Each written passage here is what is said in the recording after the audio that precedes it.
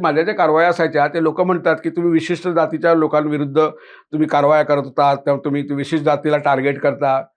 अरे पण राहणारे मागे पण विशेष जातीचेच आहेत. बरोबर. मी ज्यांच्यासाठी करतोय ते माझे रेसिडेंट्स आहेत, ते माझ्या वॉर्डचे रेसिडेंट्स आहेत, त्यांच्याप्रती माझी जबाबदारी आहे. मी ॲज अ वॉर्ड ऑफिसर म्हणून जर मी तिथे गेलेलो आहे तर त्यांची सुरक्षा, त्यांच्या जीवाची रक्षा करणं हे माझं काम आहे. आणि त्यासाठी मी रस्त्यावर बसणारा जो कुठून तर बाहेरून येऊन धंदा लावणारा माणूस त्याची मी का तमा बाळगू? I am not concern with them. त्यांच्याशी मला काय लेणं देणं नाही आहे. माझं लेणं देणं कुणाशी आहे? माझ्या विभागात राहणाऱ्या माणसाच्या घरापर्यंत, उंबरठ्यापर्यंत फायर ब्रिगेड पोचली पाहिजेत आणि ॲम्ब्युलन्स पोचली पाहिजे. That is my requirement. Simple requirement आहे माझी. बरोबर. मी म्हणत नाही की मला काय खूपसं काय पाहिजे आहे, पण जर त्या गल्लीमध्ये एखादी गाडीच शिरत नाही, मग ॲम्ब्युलन्स कुठून शिरणार? फायर ब्रिगेड कुठून शिरणार?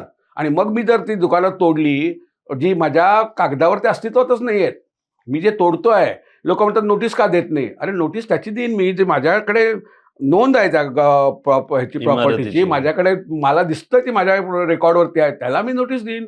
पण जी तुम्ही उभे केलेली तुमची हे आहे ती वास्तू आहे, त्या वास्तूची माझ्याकडे हा लोक म्हणतात नाही मग आमच्याकडे पावत्या आहेत.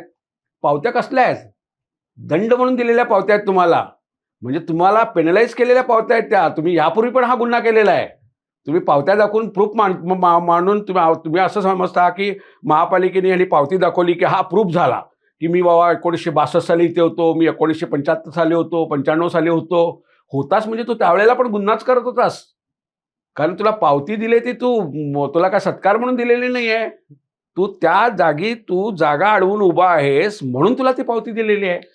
पण मग अशा वेळेला ना काढल्यावर कोण प्रोटेक्ट करतंय? आता माझ्या बाबतीत तर काय झालं की माझ्या ज्या पद्धतीने माझा त्यांना अप्रोच होता किंवा ज्या पद्धतीने मी धडक कारवाई करायचो, ती कारवाई करत असताना मी स्वतः पुढे असायचो. मी कधीही प्रोटेक्शन घेतलं नाही कुणाचं किंवा काय केलं. पोलिसांचं पण प्रोटेक्शनचा मला एक अनुभव वाईट आला.